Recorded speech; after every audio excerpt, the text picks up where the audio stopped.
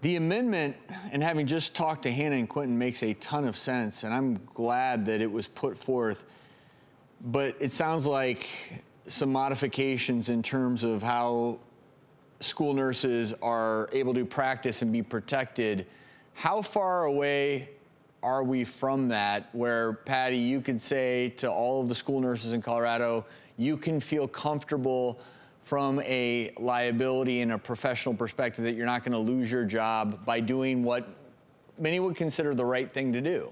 I think we'll be at that point when we have the research to support this medication so that we have the evidence that we need to be able to say that, yes, this is prudent and this is within our scope of practice. Unfortunately, in the United States, we are limited in the ability to do research, but that is not the case in other countries. And so we have a lot of information.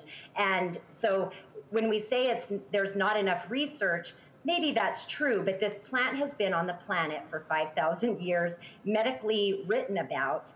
And the one thing that we can say about this plant is that no one has ever died from an overdose. And that's really important when we're looking at risks and benefits.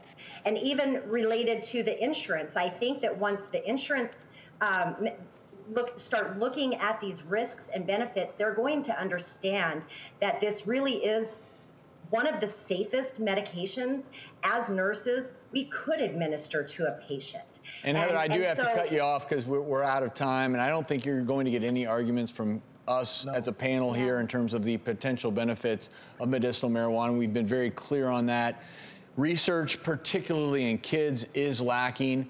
But everyone, this is where we need to come together as a country, because if this is going to be something we administer, yes, continued research, but everyone needs to be on board, including insurers. If you're going to insure a medical professional and we're going to agree that this treatment can be beneficial, insurers have to be on board. And this is a very tough situation, and I thank you both for joining us today, offering your opinion. Thank you. And it's medicinal marijuana, particularly in kids.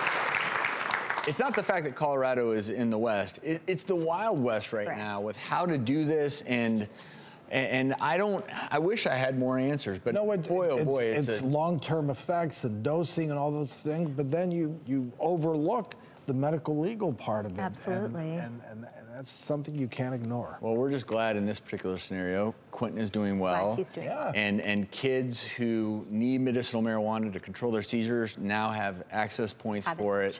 But we'll stay tuned because this is a moving target.